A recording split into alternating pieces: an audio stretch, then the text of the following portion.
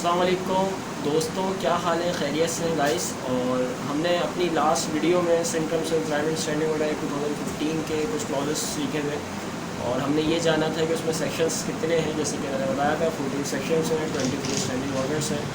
और वो कौन से स्टैंडिंग ऑर्डर्स हैं जो कि 20 से कम इंडस्ट्रीज वर्कर्स का जो काम कर रहे हैं, 20 से कम वर्कर्स जहाँ काम कर रहे हैं इंडस्ट्री पे इख्तलाफ नहीं होता। इसमें SO नंबर 13, SO नंबर 15 और SO नंबर 17 और 18 का इख्तलाफ वहाँ पर नहीं होता। ये हमने सीखा था, उनके बारे में चीज़ें सीखी थी।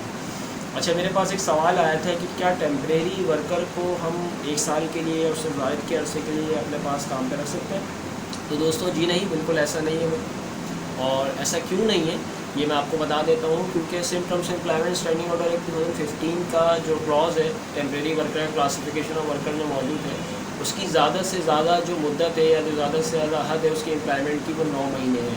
और 9 महीने से ज़्यादा आप किसी भी टेम्परेरी वर्कर को काम पे नहीं रख सकते हैं। और एक चीज़ साथ में ये भी सुन लीजिए कि अगर किसी भी वर्कर को किसी परमानेंट नेचर पे रखा जाता है और प्रोविजनिंग पीरियड में विदिन 90 डेज़ उसको निकाल दिया जाता है और इसी तरीके से उसको 365 दिन मुख्तलिफ मराइल में काम कराया जाता है और उसको 183 दिन पूरे हो जाते हैं, तो दोस्तों ये बात याद रखिएगा, वो परमानेंट वर्कर कहलाता है। ठीक है। और इसी वजह से symptoms employment standing order act 2015 में इस चीज़ का तज़किरा कर दिया गया है और ये चीज़ वाज़ेह तौर पर उसके अंदर मेंशन है। ठीक है, आप चाहें तो उसको स्टडी कर सकते हैं। तो दोस्तों हम आगे बढ़ते हैं और स्टैंडिंग ऑर्डर 1 से लेके और स्टैंडिंग ऑर्डर 23 तक किन किन चीज़ों के कंटेंट्स हैं और किन किन चीज़ों की बात की गई है, हम उनको थोड़ा सा समझने की कोशिश करेंगे। और लेट्स स्टार्ट।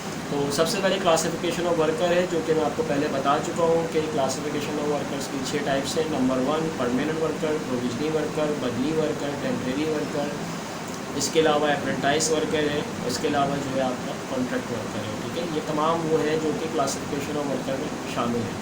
आगे चलते हैं। इसके बाद जो आपका स्टैंडिंग ऑर्डर नंबर 2 है, उसमें एम्प्लॉय कार्ड के हवाले से जिक्र है। ठीक है, कि जब आपके पास कोई वर्कर काम कर रहा होगा, ठीक है, तो आप उसको एम्प्लॉय कार्ड किस तरह फराहम करेंगे और उसकी कौन सी मुद्दत ऐसी होगी जिसके बाद आप उसको एम्प्लॉय कार्ड फराहम कर सकते हैं, जिसमें तमाम क्लासिफिकेशन ऑफ वर्कर्स के हवाले से उसके अंदर डिटेल से symptoms employment standing order act 2015 में मेंशन है। ठीक है दोस्तों, उसके बाद हम आगे चलते हैं तो टर्म्स एंड कंडीशंस, जो कि बड़ी इंपॉर्टेंट पार्ट है सिम्टम्स एम्प्लॉयमेंट का। ठीक है, जिसे हम अपॉइंटमेंट लेटर भी कहते हैं दोस्त। ठीक है, ये आपने वर्कर को रिटर्न में देना है जब आप उसकी अपॉइंटमेंट करेंगे। ठीक है, और वो कौन कौन से ऐसे क्लॉजेस हैं उसके अंदर मौजूद होंगे, ठीक है, वो हम आगे चलते चले जाएंगे और पढ़ते चले जाएंगे, जिससे हमें आसानी होगी। मतलब ये जो आपका SO नंबर 3 है, इस SO नंबर 3 के अंदर जो आपकी कंडीशंस हैं टर्म्स एंड एम्प्लॉयमेंट की, ठीक है, और जो कि अपॉइंटमेंट लेटर के थ्रू होती हैं वर्कर की, ठीक है, जितने भी स्टैंडिंग ऑर्डर्स के अंदर मौजूद हैं वो तमाम स्टैंडिंग ऑर्डर्स इस SO नंबर 3 के अंदर जम हो जाते हैं। कैसे हो जाते हैं ये हम इंशाल्लाह आगे सीखेंगे। ठीक है सर। उसके बाद आगे चलते हैं नंबर 4 पब्लिकेशंस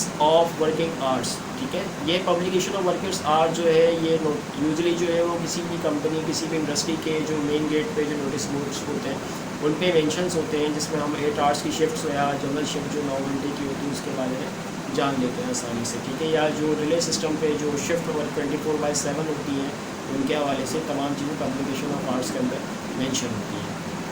फिर SO नंबर 5, ठीक है, जो कि हॉलीडे होता है। ठीक है, हॉलीडे के हवाले से हॉलीडे विद पे, पब्लिकेशन ऑफ हॉलीडे विद पे, ये भी गेट पे मेंशन होता है, जो कि नोटिस बोर्ड पे लगाया जाता है, जिससे तमाम वर्कर्स के बाद मालूम हो जाती है कि साल के वो कौन कौन से मामलात हैं, ठीक है, जो कि हॉलीडे में कंसिडर किए जाते हैं। लेट सपोज 14 अगस्त हो गई, 23rd मार्च हो गई, मुहर्रम उल हराम हो गया, ईद उल फितर हो गया, बकरा ईद हो गई, ठीक है, ईद उल अज़हा जिसे हम कहते हैं। और इसके अलावा जो है दूसरी जो सिंध गवर्नमेंट की जानिब से इत्तलाक होता है वो पब्लिकेशन ऑफ हॉलीडेज़ के अंदर आ जाती है चीज़ें। इसी तरीके से SO नंबर 6, जिसे स्टैंडिंग ऑर्डर नंबर 6 कहते हैं, publication of wage rate. Let suppose आपके पास जो लोग काम कर रहे हैं उनके वेज रेट क्या हो सकते हैं। ठीक है, लेट सपोज एक अनस्किल वर्कर है, एक स्किल वर्कर है, एक सेमी स्किल वर्कर है, एक हाई स्किल वर्कर है, तो आपके पास उन तमाम वर्कर्स के लिए जो आपका वेज का रेट है, मतलब उनकी जो तनख्वाह है, जो उनकी उजरत है, वो माहाना तौर पर क्या मुकर्रर है, ये भी जो है वो पब्लिक की जाती है, मतलब पब्लिकेशन उसकी की जा सकती है, जो कि नोटिस बोर्ड पर मौजूद होती है किसी भी कंपनी के गेट पर। ठीक है,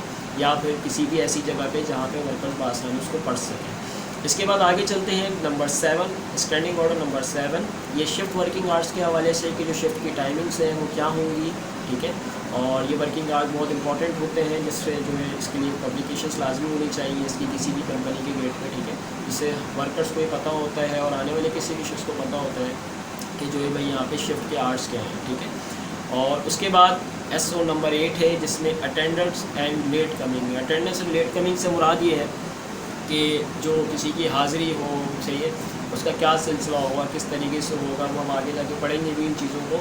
और लेट कमिंग से मुराद ये का किसी कोई कंपनी उसका टाइम सुबह 7 बजे का है और कोई वर्कर अगर लेट आता है तो उसके लिए कौन सी ऐसी चीज़ें हैं जो कंट्रोल करने के लिए या उसको पाबंद करने के लिए जो है वो उसको बताई जाती हैं, उसको पाबंद किया जाता है, और ना करे तो फिर क्या किया जाता है, ठीक है जनाब। फिर हम आगे चलते हैं SO नंबर 9, जो कि लीव्स हैं। लीव्स में आपकी 6 लीव्स आ जाती हैं, उसके अलावा आपकी कैजुअल लीव्स आ जाती हैं, आपकी एनुअल लीव्स आ जाती हैं, मैटरनिटी लीव्स आ जाती हैं, और इसके अलावा और भी दूसरी लीव्स होती हैं उसके अंदर शामिल होती है, जो कि इंशाल्लाह हम आगे जाके पढ़ेंगे, जो कि सिर्फ terms of employment standing order act 2015 में वाज़े तौर पर मेंशन है, ठीक है जी। और आगे चलते हैं, उसके बाद आप देखेंगे कि SO नंबर 10 में payment of wages. Payment of wages से मुराद की डिसबर्समेंट ऑफ सैलरी, ठीक है, कि मतलब आपकी जो वर्कर्स जो वहाँ पे काम कर रहे हैं, ठीक है, जो वहाँ पे माहाना तौर पे आपके पास पूरा महीना काम करते हैं, तो उनकी वो कौन से दिन हैं, ठीक है, जिसमें तनख्वाह की डिसबर्समेंट की जाती है, ठीक है, और किस तरह की जाती है, क्या आया कि कैश में की जाती है, आया कि चेक के थ्रू की जाती है या बैंक ट्रांसफ़र के थ्रू की जाती है, और लॉ इसके अंदर हमारा पेमेंट ऑफ वेजेस एक्ट का क्या कहता है, ठीक है। ये हम सब सिर्फ पेमेंट ऑफ वेजेस एक्ट 2015 जब हम पढ़ेंगे तो उसमें भी हम ये चीज़ जानेंगे, और इंशाल्लाह मैं आपको अपने इन्हीं आने वाली वीडियो में सेंट्रल टर्म्स ऑफ एम्प्लॉयमेंट की ही जब हमारी स्टडी चल रही होगी तो इंशाल्लाह ये चीज़ मैं आपको क्लियर से कर दूँगा, ठीक है दोस्तों। फिर आगे चलते हैं हम, ग्रोव इंसेंटिव है SO नंबर 11 का, ठीक है। ग्रोव इंसेंटिव के कोई भी वर्कर अगर कोई टारगेट पूरा करता है, लेट सपोज हम इंडस्ट्रीज़ के अंदर देखते हैं कि कोई टारगेट होता है, कोई ऑर्डर ज़्यादा होते हैं, तो उस टारगेट को पूरा करने के लिए ग्रोव इंसेंटिव दिया जाता है, ठीक है। और उसको कैसे दिया जाता है, सही है, उसको कौन से तरीके वजह हैं, ठीक है, कानून के अंदर, वो हम वो चीज़ें भी इंशाल्लाह पढ़ेंगे। इसके बाद ग्रोव इंश्योरेंस स्कीम है, ठीक है। ग्रोव इंश्योरेंस भी सेम ऐसे ही है, ठीक है, कि उसमें कौन से वर्कर्स जिनको उनके ऊपर इतलाक़ होता है, कौन सी इंडस्ट्रीज़ जिनके ऊपर इतलाक़ होता है, ग्रोव इंश्योरेंस कितना हो सकता है, ठीक है, और किसके थ्रू हो सकता है। फिर हम आगे चलते हैं, जो कि SO नंबर 13 हम पहले डिस्कस कर चुके हैं, जो कि बोनस है, ठीक है, उसका कानून क्या है, ठीक है, और किस तरीके से दिया जाता है, इंडस्ट्रीज़ की प्रैक्टिस क्या है हमारी, ठीक है, और हम इस चीज़ को भी समझने की कोशिश करेंगे। फिर हम SO नंबर 14 है, जो कि स्टॉपेज ऑफ वर्क है, ठीक है, ये मैं आपसे पहले डिस्कस कर चुका हूँ। स्टॉपेज ऑफ वर्क करने माजरत है, स्टॉपेज ऑफ वर्क का जो है तरीक़ाकार क्या है, ठीक है, और सेंट्रल टर्म्स ऑफ एम्प्लॉयमेंट के हवाले से हमें क्या ताकीद करता है और हमें किन चीज़ों का पाबंद करता है, इन चीज़ों को इंशाल्लाह समझेंगे। फिर आगे चलते हैं जी, क्लोजर ऑफ इस्टेब्लिशमेंट, ठीक है। क्लोजर ऑफ इस्टेब्लिशमेंट किन तरीक़ों से की जा सकती है और किस इंडस्ट्री पे उसका इतलाक़ होता है, जो कि SO नंबर 15 यानी कि स्टैंडिंग ऑर्डर नंबर 15 के अंदर मौजूद है।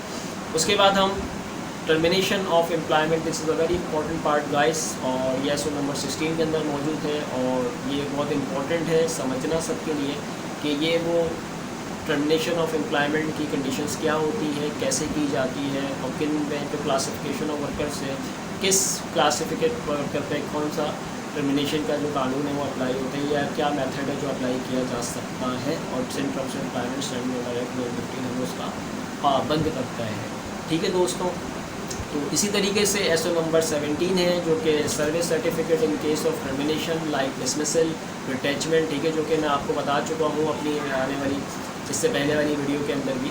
और फिर हम और आगे चलते हैं, प्रोसीजर ऑफ रिटैचमेंट है, ठीक है, फिर रीएम्प्लॉयमेंट अगेंस्ट रिटैचमेंट है, ठीक है, और ये प्रोसीजर ऑफ रिटैचमेंट रीएम्प्लॉयमेंट ये दोनों एक ही चीज़ें हैं, लेकिन लाजिम बात है जब प्रोसीजर ऑफ रिटैचमेंट को आप अप्लाई करेंगे तो उसके बाद जो रीएम्प्लॉयमेंट ऑफ रिटैचमेंट है आप उसको का तरीक़ाकार मौजूद है, जो कि मैं बताया था आपको, फर्स्ट इन, ठीक है, और लास्ट आउट। इसी तरीके से जो लास्ट आउट होता है, ठीक है, वो फर्स्ट इन होता है, ठीक है जी। आगे चलते हैं दोस्तों, उसके बाद हमारा है special provision of construction worker, ठीक है, जो कंस्ट्रक्शन वर्कर्स होते हैं, यूजुअली आपने देखा होगा कि जब कोई इंडस्ट्री बन रही हो या किसी जगह पे कोई नई कंस्ट्रक्शन हो तो उसके लिए एक स्पेशल प्रोविज़न है जो कि सेंट्रल टर्म्स ऑफ एम्प्लॉयमेंट में मौजूद है, और वो हमें बताता है, वो हमें पाबंद करता है कि हम किस तरीके से किसी भी कंस्ट्रक्शन वर्कर को अपने पास एम्प्लॉयमेंट देंगे, ठीक है।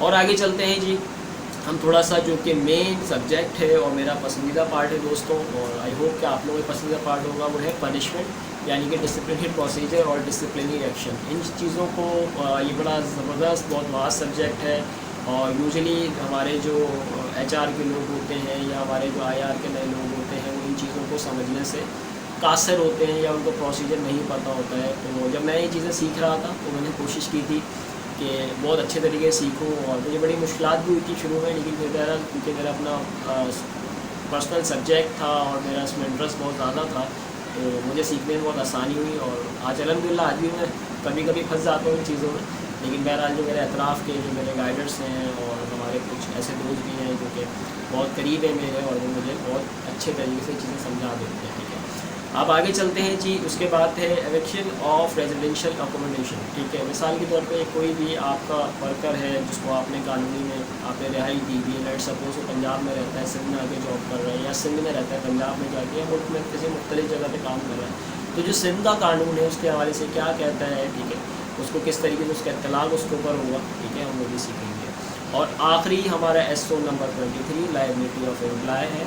तो दोस्तों ये तमाम वो कंटेंट्स थे, ठीक है, जो कि Sindh terms of employment standing order act के स्टैंडिंग ऑर्डर्स हैं, और ये हम इंशाल्लाह इनको डिटेल से सीखेंगे। मुझे उम्मीद है कि आज की मेरी ये वीडियो आपके लिए काफ़ी कारआमद साबित हुई होगी, ठीक है, और हम इन चीज़ों को जो है ना वो समझेंगे इंशाल्लाह, ठीक है। तो उम्मीद है कि आप लोगों ने बहुत कुछ सीखा होगा और इंशाल्लाह मैं भी आप लोगों से सीखूंगा। अपने कमेंट्स में ज़रूर बताइएगा मुझे, और मेरा मोबाइल नंबर है 0300206648 और ये मेरा व्हाट्सअप नंबर है, ठीक है। और इस पर कमेंट्स कीजिएगा, लाइक करें, सब्सक्राइब करें, ताकि मैं मज़ीद से ज़्यादा वीडियो भी बनाऊँ इंशाल्लाह, और आपसे मेरी जो है इंडस्ट्रियलाइजेशन के हवाले से मज़ीद बात हो सके। अपना ख्याल रखिएगा दोस्तों, अल्लाह हाफ़िज़।